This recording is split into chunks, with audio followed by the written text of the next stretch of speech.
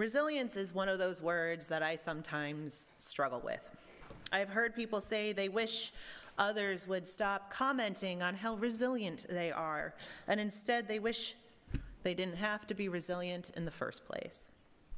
So holding that, I want to acknowledge that there is tenderness associated with the word resilience and with the act of being resilient. And the definition of resilience is being able to spring back. The scientific definition is that when a substance is changed in some way, that it comes back to its original form. That whatever process it went through, it didn't change it. And I don't think that's what we mean when we're talking about spiritual resilience. For certainly, we don't want to stay exactly the same, especially if we've gone through some hellish trial, the void being broken or irreparable. I think it would be spiritually lacking to celebrate remaining the same when we have gone through incredibly difficult things that may bend us out of shape. So for me, when I think about resilience as a spiritual strength, it means finding what we need to carry on, to endure, knowing that there is a light at the end of the tunnel, even if currently we are enshrouded in darkness. Howard Thurman, and yes, I'm saying Howard Thurman again. I'm going to say him every time I'm in here. Howard Thurman says, resilience is to watch a gathering darkness until all light is swallowed up completely without the power to interfere or bring to a halt. Then, in that darkness, continue one's journey with one's footsteps guided by the illumination of remembered radiance. Remembered radiance. I went downtown earlier this week with Denise in an effort to persuade our senators to not give any more money to ICE. We got this sign here is one of the signs that were provided by the coalitions and groups that were united in this effort.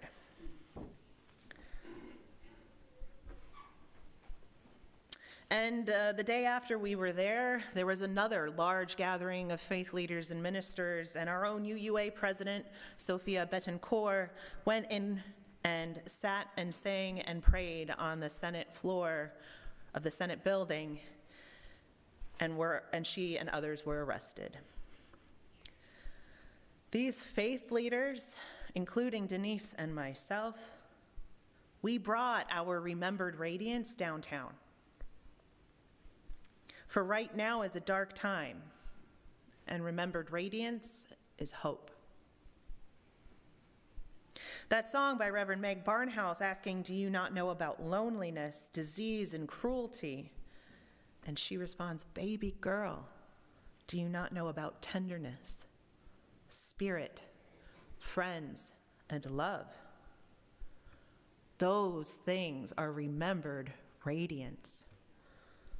And these words, remembered radiance, remind me of the Buddha's words on his deathbed, saying that we are lamps unto ourselves, that we are our own sources of radiance, that though the flame may be small at times or even burnt out, we can always rekindle them, revive, and reawaken them.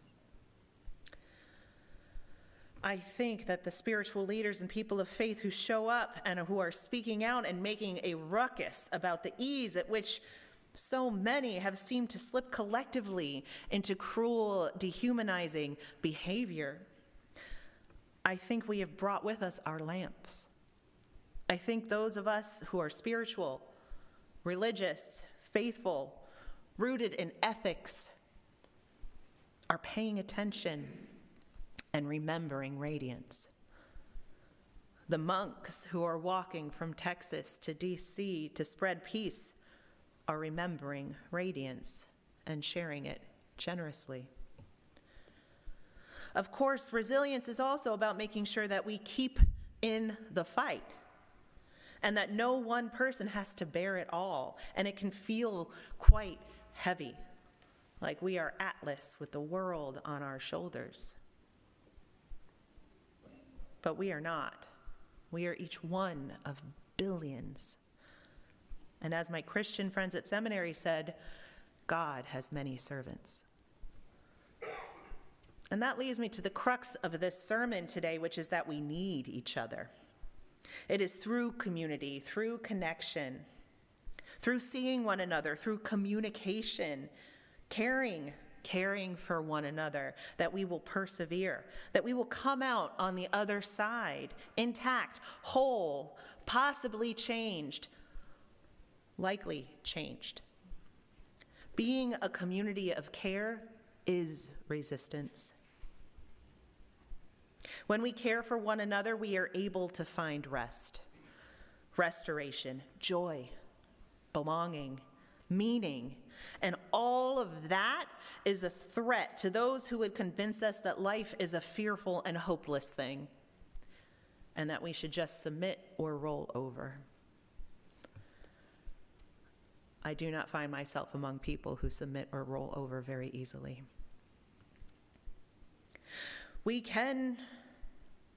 It is so easy today also to stay isolated, especially after COVID. Some of us, even those of us who are of the extroverted persuasion, have folded in on ourselves, becoming like hermits or anchorites in a wall, finding comfort in our aloneness and also despair, as we have endless entertainment at the scroll of our fingers and opportunities for connection online, though often with dishonest people with malicious intents or bots programmed to sow division, anger, and fear. And we can stay isolated, that is a choice. We can stay glued to our screens and have false, shallow comfort, but it is not what I would recommend. We have to make some uncomfortable choices to get out of the habits that keep us isolated, that keep us comfortable. And that's where church thrives. Intergenerational community, like church, like congregational life, is a beautiful thing that our current modern world doesn't value the way that it used to. And I'm grateful that the churches of yesteryear and theologies that have caused so many to stray from the church are not what we claim within these walls, within our faith tradition, with the way that we live our faith out in the world. Fundamentalist theologies that do not hold space for questions or disagreement or progress, and who seek power and control, have given religion a bad name. And I am here to get the word out that Unitarian Universalism is up to the challenge of meeting our community needs, fostering communities of care, resisting the flow that keeps us isolated, resisting the harm done by keeping our heads in the sand, and resisting the harm we are witnessing at the hands of those who have succumbed to the lie that others are worth less, with the spaciousness of a pluralistic, open faith rooted in love. Last April, I had the opportunity and privilege to be part of the planning and of the experience of a theological convocation at the Unitarian Universalist congregation in Fairfax. I was on a team of ministers from across the country who developed programming and speakers and discussions to root us in the moment and ask us what our theology is calling us to do and how to be. And Reverend Dr. Rebecca Ann Parker, who is required reading for those of us who seek to be ministers in our UU faith. She was also president of Star King School for the Ministry, and frankly, I had to hold my fangirl in while she was there for that weekend, and I did tell her at the end that I was a huge fan of her work, but only at the end when she didn't have to, deal with my excitement. So she spoke, and when she spoke, she caught my ears with incredible attention. Dr. Parker said that we as Unitarian Universalists need right now to be strict serious, and peaceful. That immediately sounded wrong in my mind. We are not a strict religion. We are open, we are pluralist, we're not serious. We love the absurd. In fact, it's how we cope, right? We don't have answers to the big questions of life. Instead, we choose, or maybe not choose, but we must live in the spiritual mystery of not knowing.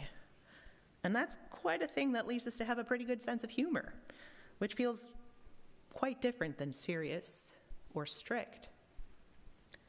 Now, peaceful, that's something I can get behind. I've preached from this pulpit before about nonviolence. Reverend Dr. Martin Luther King, Howard Thurman, Mohandas Gandhi, incredible leaders of resistance who were greatly grounded in peace.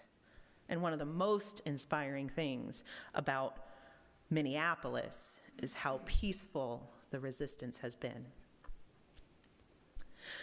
The more I thought about it, though, I think she's correct when she says we need to be strict. Strict about what is acceptable and what is not. Strict about living our values. This is not a time for wishy-washiness.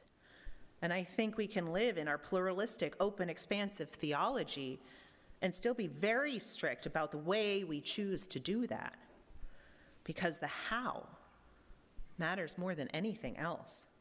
It matters more than the what. It matters more than the why. How we are together is ultimately all we can choose in any moment in a series of nows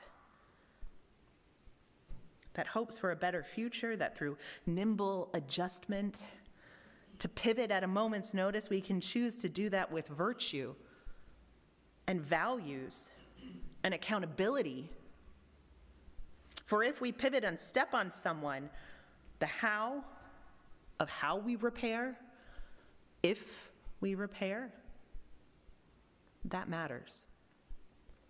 And seriousness is what we need to combat all of the wrongs, all of what we have slipped into, that isolation, xenophobia, fascism, racism, patriarchy, consumerism. The list is long.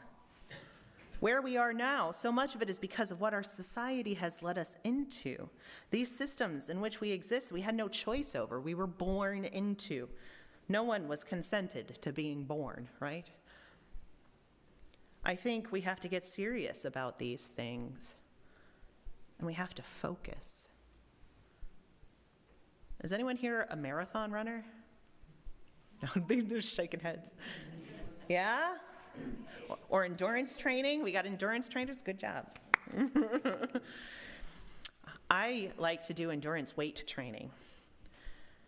And when it feels like you can't go on, but you've got 8 more reps, you got to squeeze something inside of you to get you through.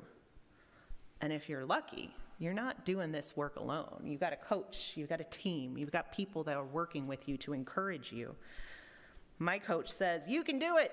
We're with you to the end." I can, of course, pause them because they're on my TV, but I appreciate the encouragement. It really helps to focus, push through, gain strength, and the ability to do it better the next time. Folks in 12-step programs, they know the value of a sponsor. Someone you can call on to help you through a rough time when you might want to go back to the vice that you have worked very hard and are continually trying to stay away from. Coaches, sponsors, teams, these are cheerleaders, encouragers, partners, people to lean on when you need community to get through something difficult.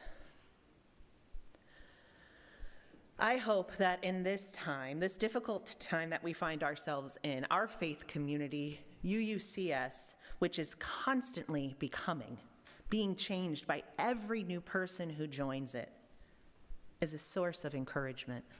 That we can lean on each other, be the remembered radiance we need with the lamps that we carry within us, and offer service to one another in care and in love. It is through one another that we can overcome, persevere, endure, and shine in brilliant resilience.